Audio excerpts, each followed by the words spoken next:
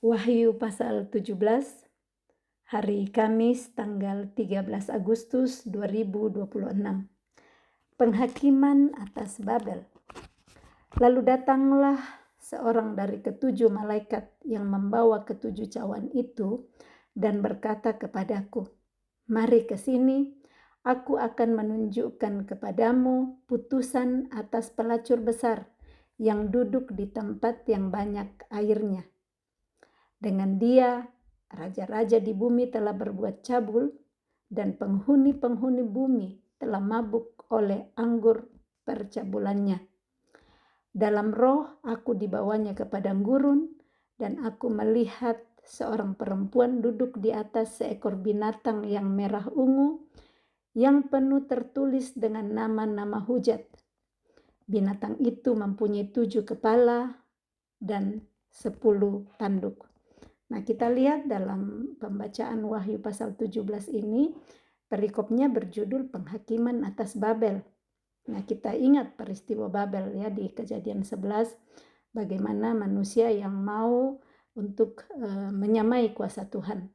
Mereka berusaha membangun tangga, menara tinggi sampai ke langit supaya bisa mencapai Tuhan. Mereka memberontak ya. Babel dalam hal ini adalah simbol pemberontakan.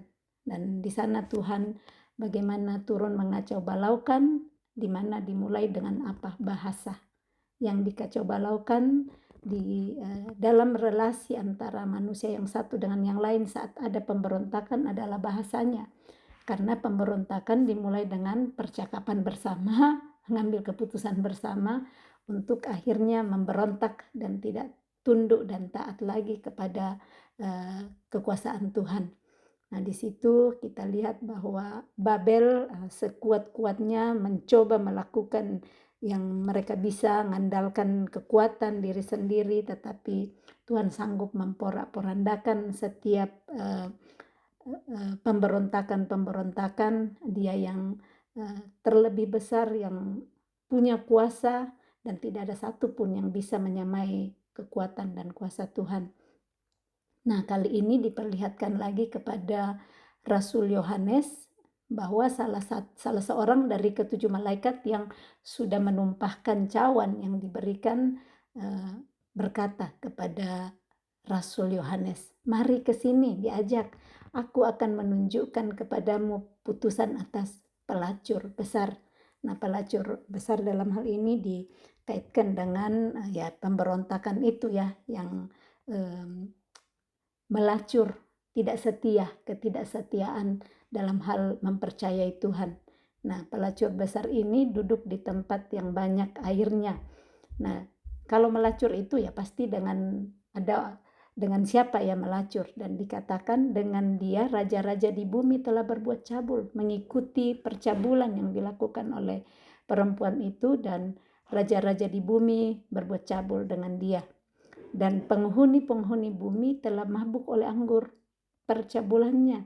Jadi banyak orang-orang penghuni-penghuni yang bisa mabuk dengan anggur percabulan. Tidak hidup lagi di dalam kesetiaan kepada Tuhan.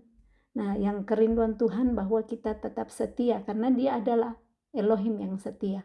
Dan dia mau kesetiaan itu juga kita tunjukkan di dalam menghormati dia sebagai Tuhan dan Juru Selamat kita. Nah, ini di ayat 3, dalam roh aku dibawanya ke padang gurun. Padang gurun kita tahu tempat di mana tidak ada air, kering, gersang, tetapi justru di padang gurun seperti Tuhan Yesus ya dibawa oleh Roh Kudus untuk dicobai selama 40 hari, 40 malam di padang gurun. Di sana biasanya bisa juga bertemu dengan Tuhan. Hagar, kalau kita ingat Hagar saat diusir oleh Sarai, pergi juga di padang gurun. Nah, justru di sana dia bertemu dengan malaikat Tuhan. Padahal dalam keseharian saat Hagar tinggal bersama-sama dengan Abraham dan Sarai pada saat itu, tidak pernah malaikat Tuhan datang menjumpai dia. Jadi ini pun Rasul Yohanes rohnya dibawa Tuhan ke padang gurun, dan di padang gurun itu Dia melihat seorang perempuan duduk di atas seekor binatang yang merah ungu. Diperlihatkan lagi binatang yang lain warna merah ungu. Kalau dilihat di sini yang penuh tertulis dengan nama-nama hujat.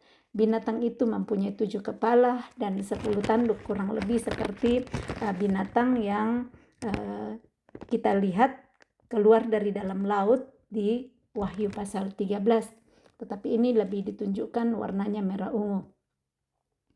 Dan perempuan itu memakai kain ungu dan kain kirmisi yang dihiasi dengan emas, permata, dan mutiara. Dan di tangannya ada suatu cawan emas penuh dengan segala kekejian dan kenajisan percabulannya. Dan pada dahinya tertulis suatu nama, suatu rahasia. Babel besar, ibu dari wanita-wanita pelacur, dan dari kekejian bumi. Sumber ya, ini ibu dari wanita-wanita pelacur ini sumber dari wanita-wanita lainnya yang tidak setia, yang menjadi melacurkan diri dan kekejian dari bumi. Dan aku melihat perempuan itu mabuk oleh darah orang-orang kudus dan darah saksi-saksi Yesus. Dan ketika aku melihatnya, aku sangat heran. Lalu kata malaikat itu kepadaku, "Mengapa engkau heran? Aku akan mengatakan kepadamu rahasia perempuan itu dan rahasia binatang yang memikulnya, binatang yang berkepala 7 dan bertanduk 10 itu, yang bisa menyatakan rahasia tentang perempuan dan binatang itu ya hanya Elohim, dan Elohim mempercayakannya kepada malaikatnya, dan malaikatnya ini yang mengatakan kepada Rasul Yohanes bahwa aku akan mengatakan kepadamu rahasia itu. Nah, rahasia itu sesuatu yang tidak kita ketahui. Cuma saat mau dipercayakan, dikatakan, makanya rahasia itu bisa tersingkap. Dan ini yang disampaikan oleh malaikat bahwa dia akan mengatakan rahasia perempuan itu dan rahasia binatang yang memikulnya kepada Rasul Yohanes. Nah, ayat 8, adapun binatang yang telah kau lihat itu telah ada namun tidak ada. Ada tapi tidak ada. Jadi tidak tinggal tetap ya, ada namun tidak ada. Ia akan muncul dari jurang maut dan ia menuju kepada kebinasaan. Nah, kenapa dikatakan ia telah ada namun tidak ada? Karena dia akan menuju kepada kebinasaan. Dan artinya ini binatang ini tidak akan kekal. Dan mereka yang diam di bumi, yaitu mereka yang tidak tertulis di dalam kitab kehidupan sejak dunia dijadikan, akan heran apabila mereka melihat bahwa binatang itu telah ada namun tidak ada dan akan muncul lagi. Ada kitab kehidupan tertulis, setiap nama orang-orang yang percaya kepada dia tertulis di dalam kitab kehidupan sejak dunia dijadikan. Ayat 9 yang penting di sini ialah akal yang mengandung hikmat. Dibutuhkan hikmat, dan hikmat satu-satunya yang dari atas, hikmat yang murni, yang dari Tuhan, yang dituliskan di kitab Yakobus. Disitulah hikmat yang kita perlu tahu. Akal yang mengandung hikmat, ketujuh kepala itu adalah 7 gunung yang di atasnya perempuan itu duduk. Nah, ini yang dijelaskan oleh malaikat tentang binatang itu, yang mana bahwa ketujuh kepalanya itu adalah 7 gunung. Ketujuhnya adalah juga 7 raja. Jadi 7 gunung dan 7 raja. 5 diantaranya sudah jatuh, yang 1 ada dan yang lain belum datang. Dan jika ia datang, ia akan tinggal seketika saja. Tidak akan tinggal terus, seketika saja, tidak kekal. Kita tahu semua yang ada di bumi itu tidak kekal. Semua akan berlalu. Langit dan bumi akan berlalu, tetapi firman Elohim tetap untuk selama-lamanya. Dan firman itu adalah dia sendiri, Elohim sendiri. Dan binatang yang pernah ada, yang sekarang tidak ada itu, ia sendiri adalah raja ke-8. Dan namun demikian 1 dari ke-7 itu, dan ia menuju kepada kebinasaan kembali. Tidak kekal, akan binasa juga. Jadi bagaimanapun bentuknya, bagaimanapun rupanya, bagaimanapun kelihatan berkuasanya, tetapi akan binasa nantinya. Dan ke-10 tanduk yang telah kau lihat itu adalah 10 raja yang belum mulai memerintah. Tetapi 1 jam lamanya mereka akan menerima kuasa sebagai raja bersama-sama dengan binatang itu. Hanya 1 jam akan menerima kuasa untuk memerintah. Mereka seia sekata, kekuatan dan kekuasaan mereka berikan kepada binatang itu. mereka akan berperang melawan anak domba. Nah, binatang-binatang ini dengan kekuatan bersama-sama dengan raja-raja yang lain akan berperang melawan anak domba. Tetapi ini janji, ayat 14. Tetapi anak domba akan mengalahkan mereka karena ia adalah Tuan di atas segala Tuan dan Raja di atas segala Raja. Tidak ada yang bisa mengalahkan dia. Dia Tuan di atas segala Tuan. Kalau ada tuan-tuan di bumi, di atasnya lagi itu ada anak domba. Dan dia raja di atas segala raja. Seberapa banyaknya pun raja yang memerintah di bumi, raja di atas segala raja itu adalah dia. Ada R huruf besar dan R huruf kecil. Raja-raja di atas bumi itu maupun ini binatang-binatang yang menunjukkan tentang raja itu, semuanya ada di atas raja, di atas segala raja, yaitu anak domba. Mereka bersama-sama dengan dia juga akan menang, yaitu mereka yang terpanggil, yang telah dipilih dan yang setia. Nah, siapa yang terpanggil, yang setia, dipilih oleh anak domba, mereka akan menang bersama-sama dengan dia. Nah, kalau kita hari ini menyerahkan seluruh hidup kita, di mana dia memanggil kita dengan panggilan masing-masing, kita dipilih oleh dia dan kita tinggal setia di dalam panggilannya, kita tinggal setia di dalam melakukan kehendak dan perintahnya, kita akan menang bersama-sama dengan dia. Ini janji di ayat 14, mereka bersama-sama dengan dia juga akan menang. Akan menang yaitu mereka yang terpanggil, yang telah dipilih, dan yang setia. Kita mengaminkan bahwa kita menjadi bagian dari orang-orang yang menang bersama dengan dia. Kita mau menerima panggilannya, kita dipilih oleh dia, dan mau tetap tinggal setia di dalam pilihan dan panggilan Tuhan. Ayat 15 lalu ia berkata kepadaku, semua air yang telah kau lihat di mana wanita pelacur itu duduk adalah bangsa-bangsa dan rakyat banyak dan kaum dan bahasa. Ini air ya, kalau air kita lihat sepertinya banyak sekali, dan ini digambarkan sebagai bangsa-bangsa dan rakyat banyak dan kaum dan bahasa.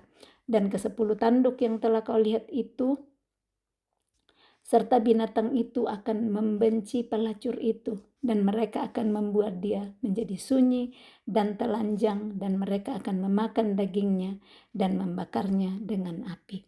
Sebab Elohim telah menerangi hati mereka untuk melakukan kehendaknya dengan seia sekata, dan untuk memberikan pemerintahan mereka kepada binatang itu, sampai segala firman Elohim telah digenapi. Dan perempuan yang telah kau lihat itu adalah kota besar yang memerintah atas raja-raja di bumi.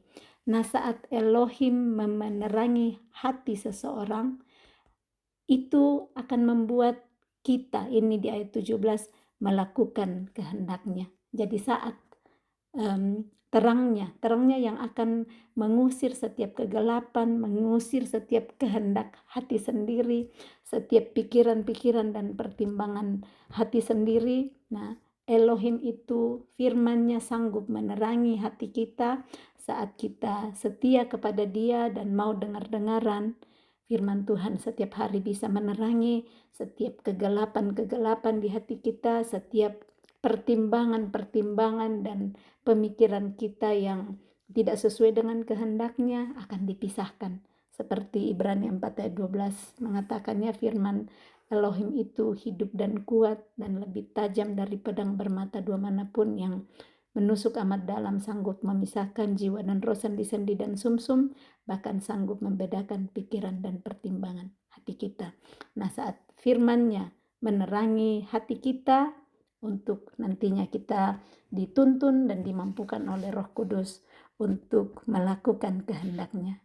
Mari saat kita masih diberikan kesempatan untuk hidup di bumi, Dia menerangi terus kita mendekat kepada terang-Nya.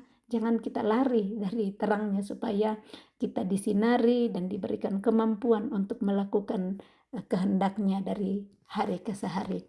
Penglihatan yang diperlihatkan kepada Rasul Yohanes kiranya terus menuntun kita untuk percaya bahwa dalam kitab kehidupannya nama kita tercatat di sana.